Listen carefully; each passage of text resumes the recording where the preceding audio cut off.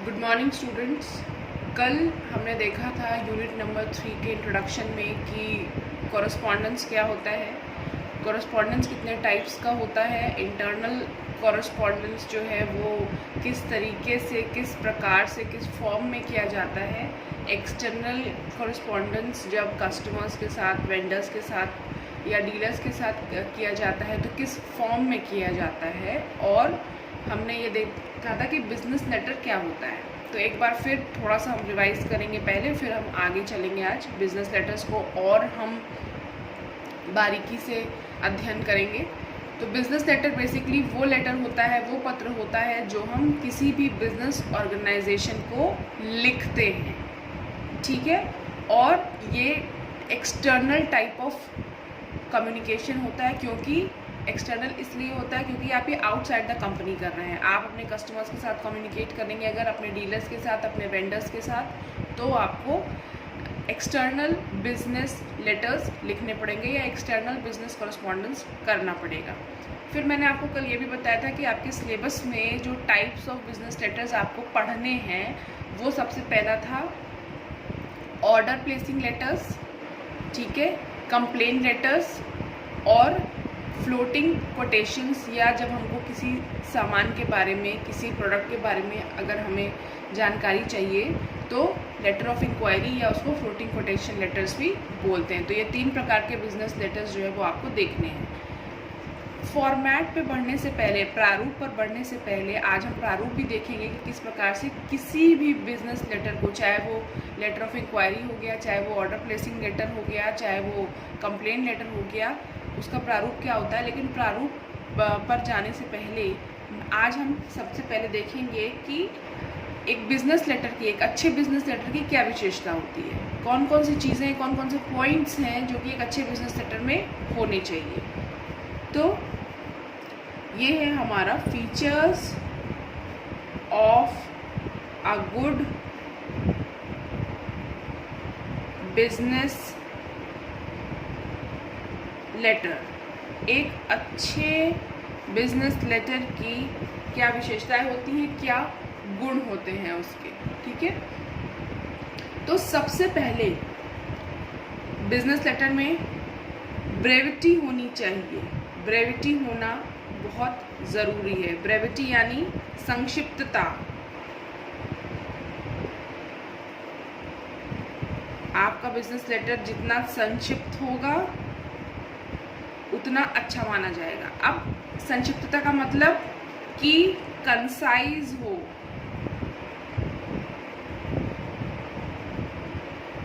Direct हो, to the point हो, ठीक है। बिजनेस लेटर को कंसाइज होना चाहिए, डायरेक्ट होना चाहिए और टू द पॉइंट होना चाहिए। इसका मतलब ये है कि आपको ज़्यादा से ज़्यादा वर्ड्स का, ज़्यादा से ज़्यादा शब्दों का प्रयोग नहीं करना है और एक ही शब्द को आपको बार बार रिपीट नहीं करना है बिजनेस लेटर लिखते टाइम, ठीक है। एग्जाम्पल से समझिए। फॉर एग्जाम्पल, सपोज मैंने एक पत्र लिखा है और उसमें मैं ये लाइन लिख रही हूँ कि I am extremely sorry to have these, I am extremely sorry to have, इसको पॉइंट आउट कर लेते हैं, point out to you that we do not have these brands in stock at the present time, ठीक है। मैंने लिखा I am extremely sorry to have point out to you that we do not have these brands in stock at the present time. ये एक situation आप समझ लीजिए कि बिजनेस लेटर आपको किसी ने ऑर्डर प्लेस किया है किसी सामान के लिए, किसी संस्था ने, किसी बिजनेस ऑर्गेनाइजेशन ने, आप डीलर हैं सपोज, बिजनेस में हैं, बिजनेस कर रहे हैं, किसी भी संस्था ने आपके पास कांटेक्ट किया, लेटर ऑफ इंक्वायरी लिखा या ऑर्डर प्लेसिंग लेटर आपको लिखा और उन्होंने मांग की कि भाई हमें ये प्रोडक्ट चाहिए। अब आपके पास वो प्रोडक्ट है नहीं, वो प्रोडक्ट आउट ऑफ स्टॉक हो चुके हैं, तो आप लिख रहे हैं I am extremely sorry to have point out to you that we do not have these brands in stock at the present time. तो देखिए ये जो इतनी बड़ी लाइन है ये बहुत लेंदी है, लेंदी साउंड कर रही है, बहुत बड़ी लग रही है। और इसका मतलब क्या निकल रहा है हिंदी में? इसका मतलब सीधे सीधा ये निकल रहा है कि आप ये कह रहे हैं कि सॉरी हमारे पास ये प्रोडक्ट्स नहीं हैं जिनकी आप मांग कर रहे हैं। तो अगर मैं चाहती तो मैं ये भी तो लिख सकती थी कि sorry these brands or products are out of stock now। मैं ये लिख सकती थी, बहुत ईजिली बता सकती थी कि मेरे पास ये आपको देने के लिए ये सारे प्रोडक्ट्स नहीं हैं क्योंकि अभी आउट ऑफ स्टॉक है।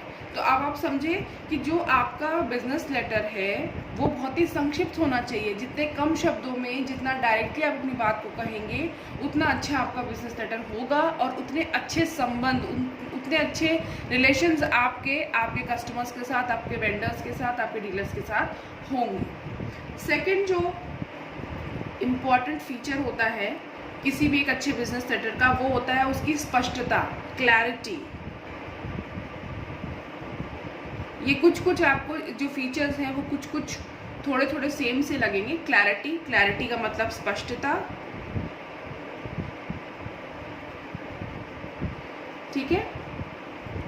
मतलब स्पष्टता कैसे आएगी? कहने का मतलब ये है कि आपको बिजनेस लेटर लिखते टाइम क्लियर, सिंपल लैंग्वेज का यूज़ करना है। जो भी भाषा, ऑब्वियसली आप इंग्लिश चूज़ करेंगे, लेकिन आपकी जो लैंग्वेज है वो बहुत ही क्लियर होनी चाहिए, बहुत ही सिंपल लैंग्वेज होनी चाहिए और बड़े बड़े कठिन शब्दों का इस्तेमाल आप नहीं करेंगे बिजनेस लेटर में। या कभी भी आप देख लीजिए लेटर राइटिंग क्या कहते हैं जब पढ़ते हैं तो ये सारी चीज़ें सारे लेटर्स पे अप्लाई होते हैं। ये सारे जो फीचर्स हैं ना ये किसी भी एक लेटर के होते हैं। कोई भी आप पत्र लिखिए, हिंदी में लिखिए, इंग्लिश में लिखिए, ऑफिशियल अगर आप लेटर राइटिंग कर रहे हैं या बिजनेस लेटर राइटिंग कर रहे हैं तो जो आपके लेटर्स हैं वो बहुत ही स्पष्ट होने चाहिए, बहुत ही संक्षिप्त होने चाहिए। छोटे छोटे शब्दों का इस्तेमाल कीजिए, छोटे छोटे सेंटेंसेस बनाइए, बड़े बड़े कठिन शब्दों का इस्तेमाल मत कीजिए। उससे क्या होगा कि अगर आप बहुत ज़्यादा कठिन शब्दों का प्रयोग करेंगे, बहुत टफ लैंग्वेज का यूज़ करेंगे तो एक तो आपको लिखने में प्रॉब्लम होगी, दूसरा जो आपका रिसीवर है उसको समझने में दिक्कत होगी। अब मैं एक और लाइन लिखकर आपको ये चीज़ क्लियर करती हूँ। फॉर एग्जाम्पल कि मुझे एक सिचुएशन फिर मैं आपको दे रही हूँ कि सपोज़ सोचिए कि क्या कहते हैं, मुझे कोई एक प्रोडक्ट जो है वो बहुत पसंद आया है किसी डीलर का और मुझे वो प्रोडक्ट खरीदना है, चाहिए। तो देखिए अब मैं अपने बिजनेस लेटर में लिख रही हूँ आई like the items very much and have desire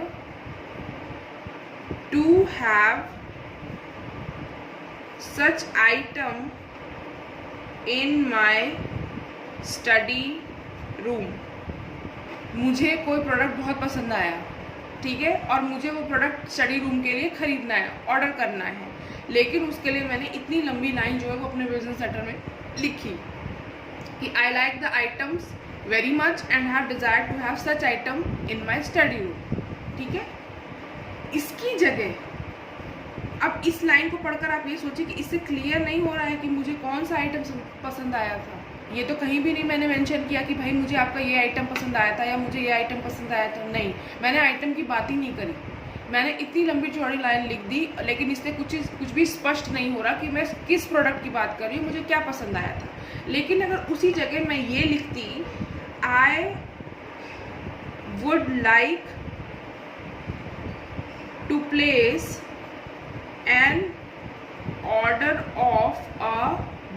book shelf आप सब समझते हैं, किताब रखने की अलमारी।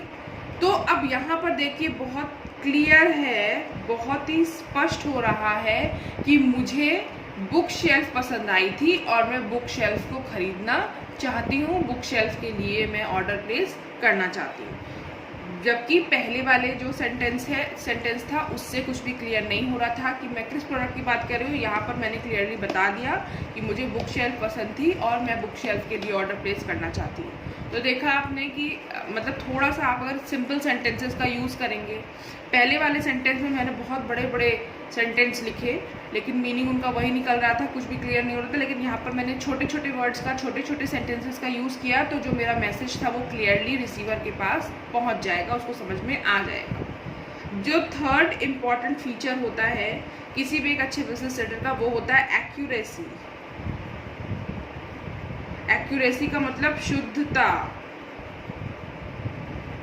ठीक है। शुद्धता मतलब अब आप बोलेंगे कि हम कोई गोल्ड का या उसका तो मतलब के बारे में तो बात नहीं कर रहे, तो फिर यहाँ पर एक्यूरेसी शुद्धता से क्या मतलब है। यहाँ पर एक्यूरेसी शुद्धता से मतलब ये है कि आपके बिजनेस लेटर में जिस भी प्रोडक्ट के रिगार्ड में आप बिजनेस लेटर लिख रहे हैं उसकी सारी जानकारी आपको, उसकी सारी डिटेल्स आपको, उसकी सारी इन्फॉर्मेशन आपको अपने बिजनेस लेटर में लिखनी है।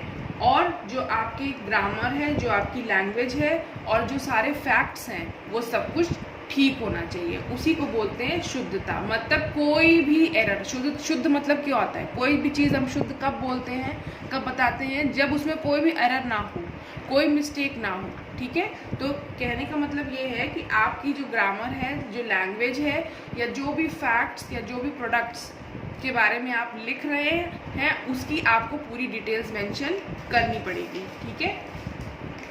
अब उसके बाद अगर इस चीज़ को हम एग्जाम्पल से समझें तो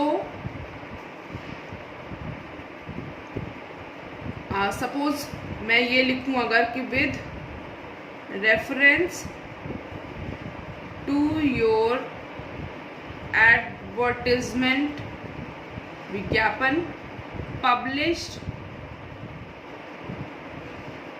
in the Times, ये न्यूज़पेपर का नाम यूज़ कर रही हूँ मैं, Times of India, I am interested in the product. Again अब यहाँ पर मैं चाहूँ तो मैं क्वेश्चन मार्क लगा दूँ प्रोडक्ट के आगे, किस प्रोडक्ट की बात कर रहे हैं, क्लियर नहीं है, एकदम क्लियर नहीं है। इसको फिर से पढ़िए, with reference to your advertisement published in the Times of India, I am interested in the product. But यहाँ पर मैंने प्रोडक्ट का नाम मेंशन नहीं किया है कि मुझे किस प्रोडक्ट को सेल करना है, सॉरी किस प्रोडक्ट को मुझे परचेज करना है, या मुझे किस प्रोडक्ट के रिगार्डिंग में इंक्वायरी चाहिए, मैंने कुछ मेंशन नहीं किया। लेकिन अगर मैं यहाँ पर प्रोडक्ट का नाम मेंशन कर दूँ, HP लेज़र जेट प्रिंटर, अब फिर से इस लाइन को दोबारा पढ़िए, with reference to your advertisement published in the Times of India, I am interested in HP laser jet printer. अब ये यहाँ पे क्लियर हो रहा है। अब यहाँ पर देखिए जो भी फैक्ट्स मुझे देने चाहिए थे, जो भी इन्फॉर्मेशन, जो भी डिटेल्स मुझे प्रोडक्ट की देनी चाहिए थी वो मैंने दे दी। तो अब ये जो मेरा सेंटेंस है बिजनेस लेटर का वो एकदम एक्यूरेट हो गया, एकदम शुद्ध हो गया, ठीक है। तो आपको जो भी डिटेल्स आपको आपके प्रोडक्ट्स की मंगानी है या ऑर्डर करना है या सेल करना है, ठीक है, तो या कंप्लेन इवन करनी है, तो आपको उसकी पूरी कंप्लीट जानकारी मेंशन करनी होगी, इसी को बोलते हैं शुद्धता। नेक्स्ट है कंप्लीटनेस, पूर्णता। कंप्लीटनेस, पूर्णता, जो नेक्स्ट फीचर होता है वो ये होता है। पूर्णता कब होगी ये नहीं है, जैसे कि आपने अगर पहला फीचर देखा आपने कि क्या था, ब्रेविटी था, तो कहने का मतलब ये है कि ऐसा नहीं है कि आप संक्षिप्त लिखेंगे, डायरेक्ट लिखेंगे, टू द पॉइंट लिखेंगे तो आप जो है वो लेटर की पूर्णता को ख़त्म कर दे रहे हैं। नहीं, आपका लेटर संक्षिप्त भी होना चाहिए, मतलब कम शब्दों का इस्तेमाल करके भी आप अपनी बात को कहेंगे, लेकिन आपका जो लेटर है वो पूरा भी होना चाहिए, पूर्ण भी होना चाहिए, क्लियर भी होना चाहिए। यहाँ पर कंप्लीटनेस से मतलब समझ गए हैं आप कि पूरा हो। कंप्लीट का मतलब यही होता है कि जो शुरू हो तो उसका एंड भी हो, ठीक है। फॉर एग्जाम्पल मैंने एक लाइन लिखी कि send your payment by demand draft. ठीक है, सपोज मैं क्या कहते हैं कस्टमर, मैं डीलर हूँ और मुझे किसी संस्था ने ऑर्डर प्लेस करके मुझसे 50 लैपटॉप मंगवाए थे, तो मैंने उनको जवाब दिया, मैंने उनको बिजनेस लेटर लिखा और मैंने लिखा send your payment by DD. अब यहाँ पर मैंने फिर अगेन एक मिस्टेक करी, मैंने ये मिस्टेक करी कि मैंने यहाँ पर जो भी अमाउंट था उसको मेंशन नहीं किया। तो ये लाइन कुछ अधूरी सी लग रही है, ये पूरी नहीं है, कंप्लीट नहीं है। लेकिन अगर मैं यहाँ पर ऐड कर दूँ send your payment by DD of ₹50,000, now it is complete. अब ये पूरी हो गई है, अब ये पूर्ण हो गई है। ठीक है, तो कहने का मतलब ये है कि आप छोटा लेटर लिखेंगे, कंसाइज उसको लिखेंगे, डायरेक्ट लिखेंगे, टू द पॉइंट बनाएंगे, छोटे छोटे सब शब्दों का इस्तेमाल करेंगे, सेंटेंसेस का इस्तेमाल करेंगे, लेकिन आप अपने बिजनेस लेटर को पूरा करेंगे, कंप्लीट करेंगे। ठीक है, नेक्स्ट जो इम्पॉर्टेंट फीचर जो होता है किसी भी एक अच्छे बिजनेस लेटर का, वो होता है कंसिडरेशन।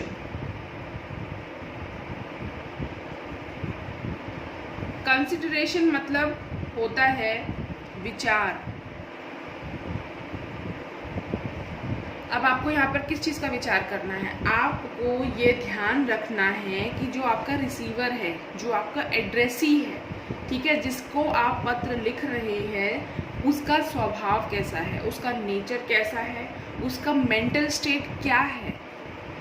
जिस समय वो आपके पत्र को रिसीव करके पढ़ रहा होगा उस टाइम उसका state of mind, mental state कैसा होगा, इन सारी चीज़ों को विचार करके तब आपको जो भाषा है अपने बिजनेस लेटर की उसको वैसा रखना चाहिए। ठीक है, ऐसा नहीं है कि आप जो है वो मतलब आपका जो रिसीवर है सपोज वो बहुत इमोशनल है, इमोशनल काइंड ऑफ पर्सन है, ठीक है, और आप ऐसे ऐसे बोम्बास्टिक वर्ड्स का इस्तेमाल कर रहे हैं जिनका उनको बुरा लग सकता है, तो ऐसा नहीं करना है आपको।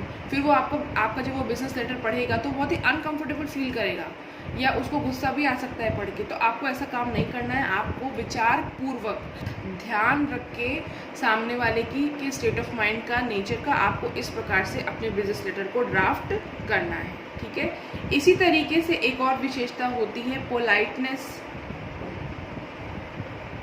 जिसको हम लोग हिंदी में बोलते हैं नम्रता। अब आपको नम्र होना है, आपको नम्र भी रहना पड़ेगा। जब आप लेटर लिखेंगे बिजनेस लेटर, तो आपको अपनी लैंग्वेज का बहुत ध्यान रखना है। आपकी लैंग्वेज बहुत ही एरोगेंट नहीं होनी चाहिए, बहुत रूड नहीं होनी चाहिए, बल्कि पोलाइट होनी चाहिए। अब एक सिचुएशन के साथ मैं आपको समझाती हूँ कि सपोज आप बिजनेस संस्था है, ठीक है, आप एक बिजनेस ऑर्गेनाइजेशन है, बिजनेस ऑर्गेनाइजेशन में काम कर रहे हैं और आपको किसी डीलर की वजह से बहुत बड़ा लॉस हो गया है, या आपको आपके दूसरे बिजनेस पार्टनर की वजह से बहुत बड़ा लॉस हो गया है बिजनेस में। अब आपने उसको बिजनेस लेटर लिखना है, ठीक है, तो अगर आप डायरेक्टली उस पर ब्लेम डाल देंगे, अगर आप उसको डायरेक्टली बोलेंगे कि तुम्हारी वजह से मेरा बहुत बड़ा नुकसान हो गया, तो हो सकता है उसको बुरा लग सकता है। लेकिन वहीं पर आप अगर थोड़ा सा पोलाइट होकर उसको समझाएंगे कि उसकी मिस्टेक क्या है, तो हो सकता है वो रियलाइज़ कर जाए कि उसकी वाकई में उसकी मिस्टेक थी, जिसकी वजह से आप दोनों को नुकसान हुआ। क्योंकि देखिए, जब हम बिज़नेस करते हैं तो जो बिज़नेस होता है वो म्यूचुअल होता है, दोनों तरफ से होता है, दो पार्टीज़ के बीच में बिज़नेस होता है। आप अकेले तो बिज़नेस नहीं कर सकते, जाहिर सी बात है दूसरी पार्टी भी होगी, दूसरा भी कोई, चाहे वो वेंडर हो चाहे कोई भी हो, तो दोनों तरफ से बिज़नेस किया जाता है। तो कहने का मतलब ये है कि अगर आप पोलाइटली बोलेंगे उसको, तो उसको अपनी मिस्टेक का रियलाइजेशन होगा और नेक्स्ट टाइम से उस चीज़ को रिपीट नहीं करेगा। तो आपको क्या रहना है, कंसिडरेट रहना है, आपको पोलाइट रहना है, और सबसे इम्पॉर्टेंट कि आपको हमेशा यू एटीट्यूड बनाकर रखना चाहिए। यू एटीट्यूड आपका होना चाहिए वाइल राइटिंग बिजनेस लेटर, ना कि आई एटीट्यूड। अब आप बोलेंगे कि ये आई और यू एटीट्यूड क्या होता है। कहने का मतलब ये है कि आपको यू एटीट्यूड में जो फोकस होता है वो हमारा रिसीवर की तरफ होता है, ठीक है, जिसको आप पत्र लिख रहे हैं, और आई एटीट्यूड में आपका एटीट्यूड खुद की तरफ फोकस ज़्यादा होगा आपका, मैं नहीं, आपको ऐसे नहीं करना है। मैं आपको एग्जांपल देती हूँ। अगर मैं ये लिखूँ कि we are glad we can now sell your product, तो ये जो लाइन है, क्या आपको इसको पढ़कर ऐसा नहीं लगा कि आप कुछ फेवर कर रहे हैं? आप कह रहे हैं कि हमें बहुत खुशी हो रही है कि हम आपका प्रोडक्ट, या सपोज ये प्रोडक्ट मोबाइल है, हम आपका ये प्रोडक्ट जो है वो अब सेल कर सकते हैं, मार्केट में लॉन्च कर सकते हैं बेचने के लिए। तो ऐसा लग रहा है कि जैसे आप सामने वाली पार्टी पर, दूसरी बिजनेस पार्टी पर आप बहुत फेवर कर रहे हैं, ठीक है। लेकिन वहीं पर अगर मैं इस लाइन को ऐसे मॉडिफाई करूं कि you would be glad to know that your product is ready for sale. तो यहाँ पर आप देखिए, तो यहाँ पर यू एटीट्यूड वाली फीलिंग आ रही है, यहाँ पर इस वाली लाइन में आई एटीट्यूड वाली फीलिंग आ रही थी, लेकिन इस जगह यू एटीट्यूड वाली फीलिंग आ रही है कि आप उनको बहुत ही पोलाइटली, बहुत ही कंसिडरेट होके लिख रहे हैं कि you would be glad to know that your product is ready for sale, कि आपको ये जानकर बहुत खुशी होगी कि आपका प्रोडक्ट अब जो है वो सेल के लिए बिल्कुल रेडी है, बिल्कुल तैयार है। तो ये कुछ क्या कहते हैं फीचर्स थे जो आपको ध्यान में रखना है कि आपका बिजनेस लेटर संक्षिप्त होना चाहिए, स्पष्ट होना चाहिए, शुद्ध होना चाहिए। शुद्ध का मतलब अगेन जो भी सारे डिटेल्स हैं, जो भी फैक्ट्स हैं वो आपको मेंशन करना है। पूर्ण होना चाहिए, मतलब आप संक्षिप्त तो रखेंगे लेकिन आप उसको कंप्लीट भी करेंगे, और आप विचारपूर्वक भाषा का चुनाव करेंगे, शब्दों का चुनाव करेंगे, रिसीवर का ध्यान रखकर करेंगे। आपकी लैंग्वेज बहुत ही विनम्र होगी, नम्र होगी, और आपको क्या रखना है, यू एटीट्यूड पर फोकस करना है, ना कि आई एटीट्यूड पर। तो ये कुछ फीचर्स थे अच्छे बिजनेस लेटर्स के। अब दूसरा हमको ये देखना है कि क्या क्या प्रारूप होता है, कौन कौन से एलिमेंट्स होते हैं जो एक अच्छे बिजनेस लेटर में माने जाते हैं, ठीक है। जैसे कि जब लेटर राइटिंग आपने पढ़ा होगा तो आपने देखा होगा कि एड्रेस होता है, देन सब्सक्रिप्शन होता है, देन डेट वगैरह, बॉडी ऑफ लेटर, ये सारे पार्ट्स माने जाते थे किसी भी लेटर के। तो यहाँ पर हमको देखना है कि बिजनेस लेटर में कौन कौन से पार्ट्स होते हैं। सबसे parts of a business letter, ठीक है, बिजनेस लेटर्स के क्या पार्ट्स होते हैं। सबसे पहला जो पार्ट होता है बिजनेस लेटर का वो होता है लेटर हेड। जी हाँ, अगर आपने देखा हो कि क्या कहते हैं लेटर हेड सारी संस्थाओं में काम करता है, जितनी भी ऑर्गेनाइजेशन है वो अपने लेटर हेड पर ही सारा पत्राचार करती हैं, और वो लेटर हेड एक A4 शीट का पेपर होता है, और उस पर ऊपर की तरफ संस्था का नाम दिया होता है, पूरा कंप्लीट एड्रेस लिखा होता है, अगर आपने नोटिस किया हो तो। इसी लेटर हेड पर कंप्लीट एड्रेस दिया होगा, complete address of the company, जो कंपनी का लेटर हेड है, ठीक है, उस पर उसका पूरा एड्रेस कंपनी का दिया होगा। ये रिटन भी हो सकता है, यानी आपको खुद भी लिखना पड़ सकता है, या प्रिंटेड भी होता है, ठीक है। तो सबसे पहला जो हमारा पार्ट है बिजनेस लेटर का वो होता है लेटर हेड। दूसरा डेट, ठीक है, डेट तो सारे लेटर्स में होती है। तीसरा रेफरेंस नंबर, यानी कि पत्रांक संख्या जिसको हिंदी में बोलते हैं। रेफरेंस नंबर बेसिकली वो होता है कि सपोज बिज़नेस चूँकि आप कर रहे हैं और बिज़नेस में बहुत सारा जो है वो पत्र व्यवहार होता रहता है, बहुत सारा कॉरस्पॉन्डेंस होता है, तो लोग क्या करते हैं, पार्टीज़ क्या करती हैं कि अगर सपोज़ मैंने किसी और प्रोडक्ट को परचेज़ करने के लिए उस कंपनी को 10 लेटर्स लिखे हैं, प्रोसेस होने में टाइम लगता है, तो इसलिए बहुत सारा आप बीच में जो है किसी भी प्रोडक्ट के लिए, एक प्रोडक्ट के लिए 50 मेल्स, 50 क्या कहते हैं बिजनेस लेटर्स लिखने पड़ते हैं। तो अगर सपोज लेटर नंबर 1 में मैंने कोई बात बोली थी और मुझे उनको वो लेटर नंबर 10 में याद दिलानी है, तो मैं वहाँ पर रेफरेंस नंबर लिख दूँगी कि with reference to my letter number 1, ठीक है। लेटर नंबर 1 में मैंने 1 लिखा था, वो डिजिट लिखी थी रेफरेंस नंबर के संदर्भ में, तो मैं अगर मुझे उसको 10 में याद दिलाना है तो मैं 10 में ये चीज़ लिखूंगी कि मेरे पत्र संख्या या आपके पत्र संख्या सो एंड सो। तो ये जो पत्र संख्या होता है ना, उसको बोलते हैं इंग्लिश में रेफरेंस नंबर, और ये ऑप्शनल होता है। इसको आप लिख भी सकते हैं और इसको नहीं भी लिख सकते हैं, ठीक है। कोई ऐसा ज़रूरी नहीं है। चौथा जो होता है वो होता है मेलिंग नोशन, यानी कि किस माध्यम से आप अपना पत्र जो है वो भेज रहे हैं, ये भी ऑप्शनल होता है। और अगर माध्यम की बात करें तो बाय रजिस्टर्ड पोस्ट हो सकता है, या कुरियर हो सकता है, या स्पीड पोस्ट हो सकता है। ठीक है, तो मेलिंग ऑप्शन भी क्या कहते हैं वो मेलिंग नोशन भी जो है वो ऑप्शनल होता है कि वहाँ पर आपको बताना होता है। कई बार आपने देखा होगा बाय स्पीड पोस्ट लिखा होता है या बाय कुरियर, इस तरीके से मेंशन होता है कि किस माध्यम का चुनाव करके वो बिजनेस लेटर भेजा गया है। पांचवा जो पार्ट होता है वो होता है रिसिपिएंट नोशन, कि जो रिसीवर है, ये हो गया, ये मेलिंग जो नोशन होता है वो आपका सेंडर का होता है, और जो रिसिपिएंट का नोशन होता है कि उसने किस प्रकार से रिसीव किया है। ठीक है, क्या जो आपका पत्र है वो पर्सनल है या कॉन्फिडेंशियल है,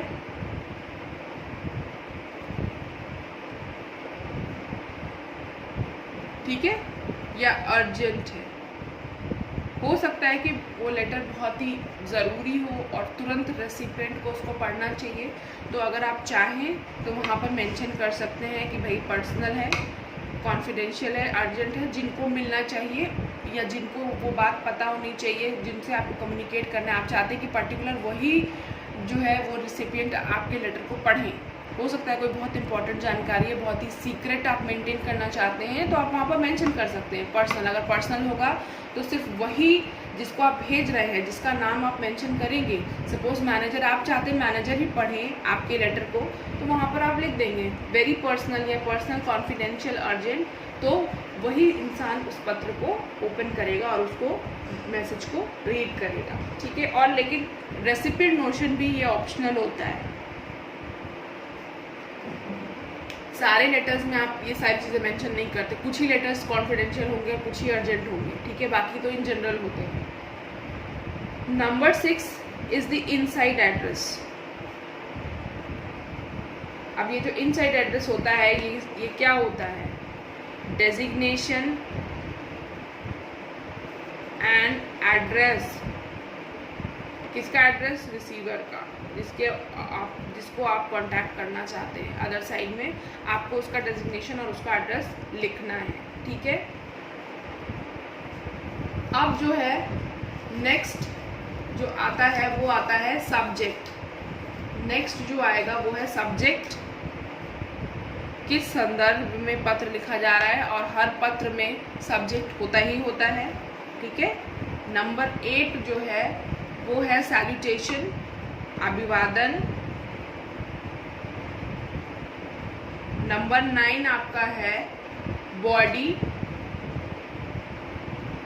जो बीच का पोर्शन होता है लेटर में। जब आप लिखते हैं सब्जेक्ट लिखने के बाद जो आप लिखेंगे dear sir so and so, तो वो आपका हो जाएगा बॉडी।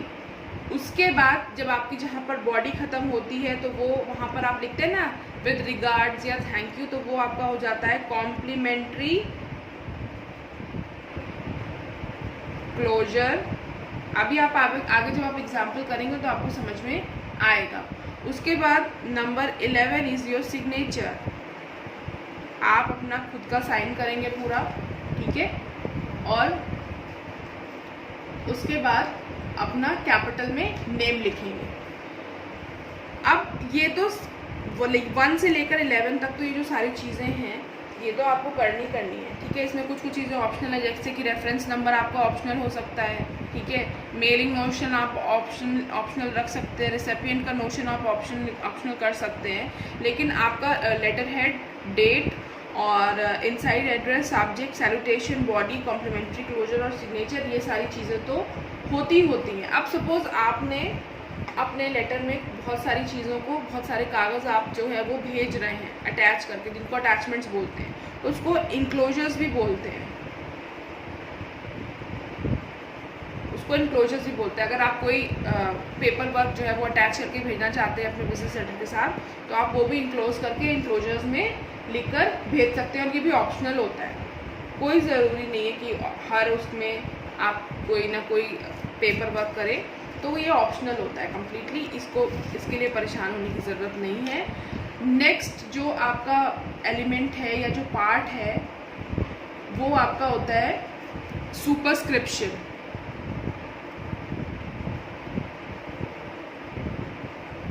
सुपरस्क्रिप्शन बेसिकली होता है एड्रेस